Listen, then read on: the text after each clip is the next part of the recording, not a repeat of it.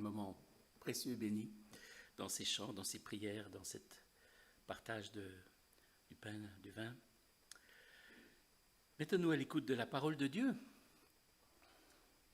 maintenant, et que Dieu continue à nous bénir et à nous parler. La vie n'est pas un long fleuve tranquille. Il est inévitable de rencontrer des obstacles sur notre chemin, dans nos vies personnelles et aussi dans notre vie communautaire. Les prophètes de l'Ancien Testament n'ont pas mâché leurs mots en dénonçant les déviations nombreuses du peuple de Dieu.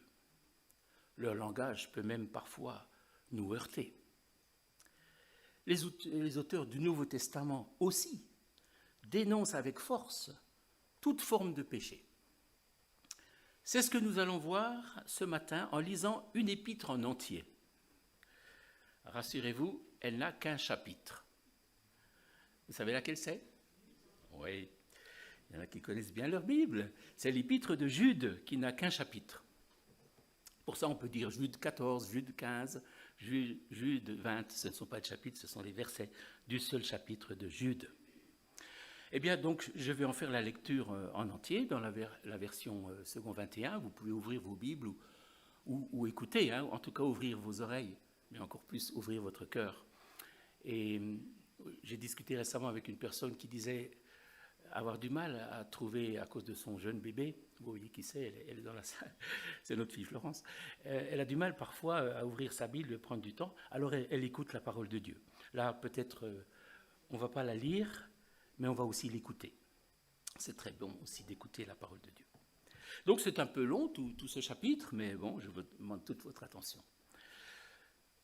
De la part de Jude, serviteur de Jésus-Christ et frère de Jacques, à ceux qui ont été appelés et qui sont saints en Dieu le Père et gardés pour Jésus-Christ, que la compassion, la paix et l'amour vous soient multipliés.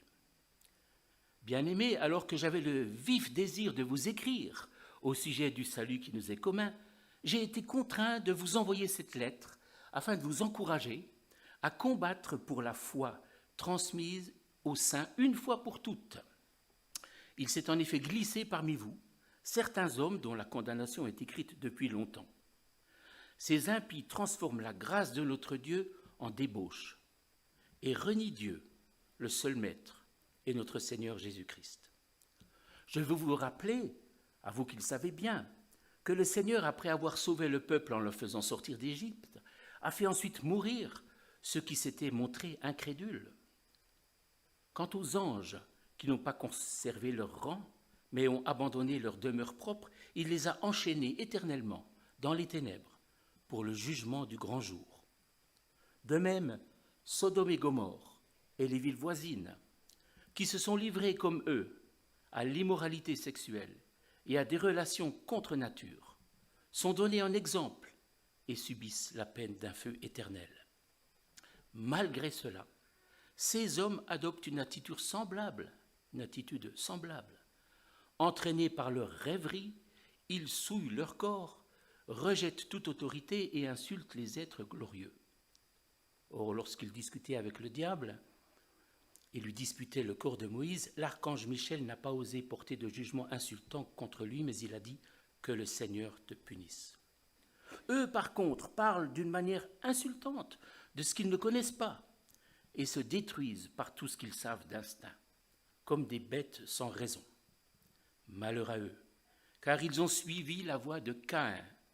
Ils se sont jetés pour un salaire dans l'égarement de Balaam. Ils se sont perdus en se révoltant comme Corée.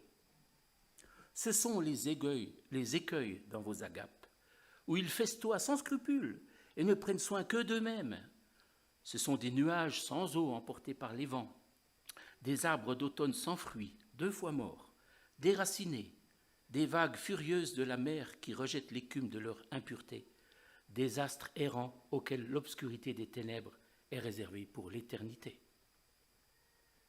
C'est aussi pour eux que Enoch, le 7e depuis Adam, a prophétisé en ces termes. « Voici que le Seigneur est venu avec ses saintes troupes pour exercer un jugement contre tous et pour faire rendre compte à tous les impies qui sont parmi eux, de tous les actes d'impiété qu'ils ont commis et de toutes les paroles dures qu'en pécheurs impies ils ont proférées contre lui. Toujours mécontents, ces hommes se plaignent sans cesse de leur sort et marchent suivant leurs désirs. Ils tiennent de grands discours et flattent les gens par intérêt. Quant à vous, bien-aimés, édifiez-vous, oui, il y aura aussi ça un peu plus tard. Quant à vous, bien-aimés, souvenez-vous de ce que les apôtres de notre Seigneur Jésus-Christ ont annoncé. Ils vous disaient, à la fin des temps, il y aura des moqueurs qui vivront en suivant leurs désirs impies. Ce sont ceux qui provoquent des divisions, sont dominés par leur nature propre et non pas l'esprit. Quant à vous, bien-aimés, édifiez-vous vous-même sur votre très sainte foi et priez par le Saint-Esprit. Maintenez-vous dans l'amour de Dieu, en attendant le jour où la compassion de notre Seigneur Jésus-Christ sera manifestée pour la vie éternelle. Ayez compassion des uns en faisant preuve de discernement. Quant aux autres, sauvez-les avec crainte en les arrachant au feu, en détestant jusqu'aux vêtements souillés par leur contact. À celui qui peut vous garder de toute chute et vous faire paraître devant sa gloire irréprochable et dans l'allégresse, oui, à Dieu seul sage, qui nous a sauvés par Jésus-Christ notre Seigneur, appartiennent gloire, majesté, force et puissance avant tous les temps, maintenant et pour l'éternité. Amen. C'est un peu dur, n'est-ce pas? Je l'avais dit, hein, les écrivains, ils vont droit au but. Les écrivains de la Bible. Pourquoi Jude a-t-il écrit cette lettre? Il l'explique lui-même. Pour aider les chrétiens à combattre pour la foi transmise aux saints une fois pour toutes. Il y a un bon dépôt, un patrimoine à conserver et aussi une éthique à respecter, une manière de vivre à défendre. Dès le début du christianisme, il y a eu des contradicteurs apportant de fausses doctrines et menant une vie peu conforme à l'enseignement de Jésus. Et c'est encore le cas aujourd'hui, et c'est même pire, me semble-t-il. Voilà la raison qui a poussé Jude à enseigner et mettre en garde les chrétiens de son temps. Il va franchement aborder le problème, dénoncer clairement les déviations et avertir les chrétiens des dangers, tout en les exhortant et les rassurant en même temps. Il commence par des salutations en souhaitant la compassion, la paix et l'amour à ceux qui ont été appelés, qui sont saints en Dieu, le Père, et gardés pour Jésus-Christ. Car pour faire face à ces personnes immorales, il va falloir garder la paix et avoir beaucoup de compassion et d'amour. Mais ce n'est pas qu'un souhait, c'est une réalité que les chrétiens gardés par Jésus-Christ peuvent vivre. Quel est le problème de ces opposants? Ce sont des hommes qui se sont introduits dans l'Église et qui transforment la grâce de Dieu en débauche. J'imagine qu'ils disaient « Nous avons la grâce, nous pouvons donc tout faire. Puisque Dieu est plein de grâce, il nous est permis de vivre comme on veut, sans loi. » Cette déviation se nomme l'antinomisme. L'antinomisme affirme la suprématie de la grâce et l'indifférence à l'égard de la loi, en affirmant son inutilité pour le croyant. Cela me fait penser à cette question de l'apôtre Paul. Puisque nous avons la grâce, pouvons-nous pécher? Certes, non. Bien sûr, la grâce nous enseigne à obéir. Christ nous a franchis du péché, ce n'est pas pour faire de cette liberté un prétexte pour suivre les désirs de notre nature propre. Dieu jugera de telles attitudes, comme il a sévèrement jugé le peuple dans le passé. Jude va rappeler 3 faits historiques. Le premier est l'histoire du peuple sorti de l'esclavage de l'Égypte et qui n'est pas rentré dans la terre promise à cause de son incrédulité. Ils sont morts dans le désert. Il parle ensuite de la chute des anges qui n'ont pas conservé leur rang, mais ont abandonné leur demeure propre. Dieu les a enchaînés éternellement dans les ténèbres pour le jugement du grand jour. Enfin, il parle de Sodome et Gomorrhe, qui se sont livrés à l'immoralité sexuelle et à des relations contre nature. Elles sont données en exemple et subissent la peine d'un feu éternel. Ces trois exemples mettent en relief le jugement de Dieu contre ces déviations. On ne se moque pas de Dieu. On ne prend pas sa parole à la légère. Ce qui est triste et dramatique, c'est que malgré ces avertissements, ces hommes adoptent une attitude semblable. Ils n'écoutent pas, ils s'obstinent dans leur mauvaise voie. Ensuite, Jude va prendre encore 3 exemples de personnages bibliques qui correspondent à la situation de ces pervers. Il cite 3 noms, Caïn, Balaam et Corée.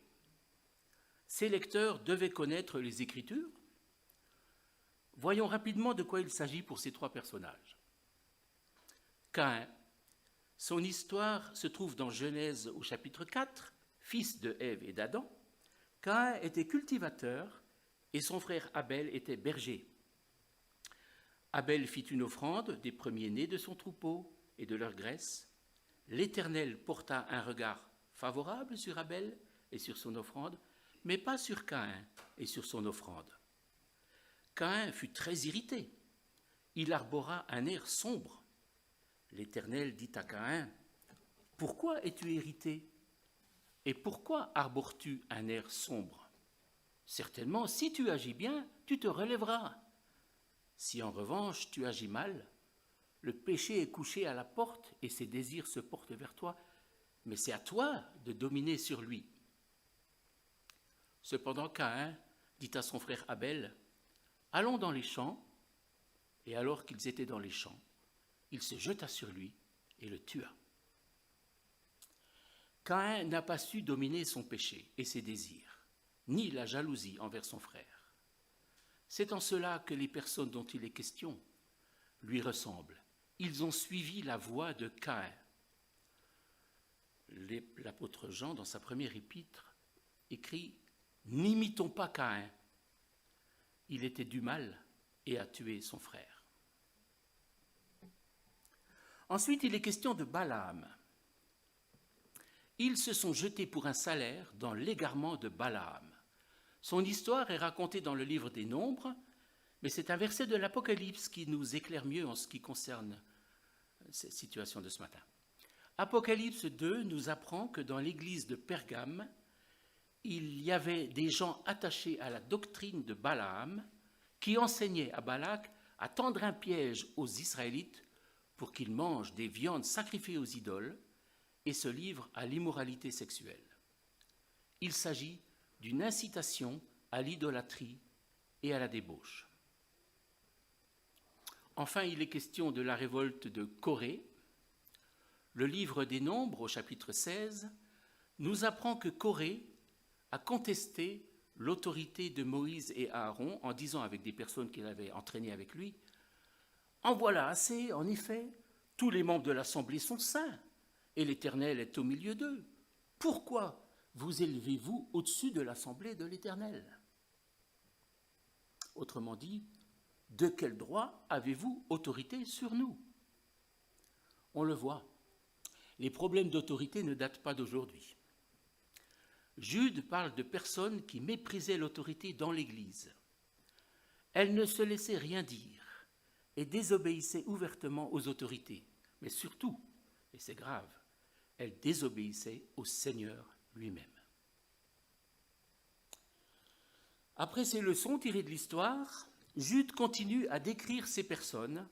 Il en fait un portrait sévère, mais réaliste, afin que les chrétiens puissent les reconnaître. Ce sont les écueils dans vos agapes. Ils festoient sans scrupule, ne prennent soin que d'eux-mêmes. Ce sont des nuages sans eau emportés par les vents, des arbres d'automne sans fruits, déracinés des vagues furieuses de la mer qui rejettent l'écume de leur impureté, des astres errants auxquels l'obscurité des ténèbres est réservée pour l'éternité. Toujours mécontents, ces hommes se plaignent sans cesse de leur sort et marchent suivant leurs désirs. Ils tiennent de grands discours et flattent les gens par intérêt. Une description est choquante. Une telle description est choquante, scandaleuse. Et pourtant, elle ne devrait pas surprendre les chrétiens car elle a été prophétisée. Prophétisée par les apôtres qui ont écrit à la fin des temps, il y aura des moqueurs qui vivront en suivant leurs désirs impies. Prophétisée aussi par Enoch qui a annoncé le jugement de Dieu sur les impies. Alors Enoch, cette prophétie ne se trouve pas dans la Bible. Entre parenthèses, dans son épître, Jude cite le livre d'Enoch, qui n'est pas dans la Bible. Il appartient à la littérature juive et exprime souvent une pensée juste. L'auteur biblique reconnaît que certains écrits peuvent contenir des vérités utiles et n'hésite pas à les mentionner. Il fait preuve d'ouverture d'esprit. Alors, comment réagir face à cette situation, face à de telles personnes? Nous venons de décrire une situation bien triste qui concerne des hommes amoraux se comportant mal. Alors comment se comporter vis-à-vis d'eux? Jude semble distinguer deux catégories de personnes. En effet, il écrit les mots « pour les uns » et « pour les autres ». Ayez compassion des uns en faisant preuve de discernement. Quant aux autres, sauvez-les avec crainte en les arrachant au feu. Peut-être s'agit-il d'un côté des chrétiens qui ont chuté. Il faudra alors manifester de la compassion, de l'amour, mais aussi du discernement et de la prudence, car l'Écriture dit « Redressez celui qui est en faute en veillant sur vous-même, de peur que vous soyez aussi tentés. » Et pour les autres qui sont perdus, il faudra exercer le rôle de sapeur-pompier spirituel, les arracher au feu. Là aussi, il faudra se tenir sur nos gardes, comme l'écrit Pierre dans sa deuxième épître, de peur qu'entraînés par l'égarement des impies, nous perdions la ferme position qui est la nôtre. C'est d'actualité, les sapeurs-pompiers, je pense à ces images de forêts qui brûlent, sauver le plus possible les maisons, mais aussi bien sûr les personnes en premier. Les chrétiens sont quelque part des sapeurs-pompiers spirituels. Et comment réagir aussi en tant qu'Église? Jude écrit « Quant à vous, bien-aimés, édifiez-vous vous-même sur votre très sainte foi et priez par le Saint-Esprit. » L'édification et la prière. Nous édifier dans la maturité de la foi pour devenir solides, stables, inébranlables, grandir en discernement et être capables de résister aux tentations. Prier, prier, prier par le Saint-Esprit. Lui-même nous conduit et nous inspire. Pour nous-mêmes, prier, mais aussi en intercédant pour les impies. Et le plus important, maintenez-vous dans l'amour de Dieu. Moi, j'aime beaucoup quand les Écritures parlent de l'amour de Dieu. C'est quand même ce qu'il y a de plus important. Et nous sommes à cette école et nous n'avons pas terminé encore tous les échelons de cette école, je pense. Que l'amour divin inspire tous nos comportements. Et tout cela dans une perspective future, en attendant le jour où la compassion de notre Seigneur Jésus-Christ sera manifestée pour la vie éternelle. Alors, pour terminer, Jude ajoute une note positive, pleine d'espoir. C'est un rayon de soleil à la fin de ce message. À celui qui peut vous garder de toute chute et vous faire paraître devant sa gloire irréprochable et dans l'allégresse. Oui, à Dieu, seul sage, qui nous a sauvés par Jésus-Christ notre Seigneur, appartiennent gloire, majesté, force et puissance avant tous les temps, maintenant et pour l'éternité. Amen. Remarquons qu'il est écrit « celui qui peut vous garder », pas celui qui vous gardera automatiquement. Ce n'est pas automatique. Nous avons une part à faire. La question est, voulons-nous être gardés? Alors, dans ce cas, prions, comme Jésus nous l'a enseigné dans la prière, « Seigneur, délivre-nous du mal ». Et je vais justement terminer par là cette courte prédication,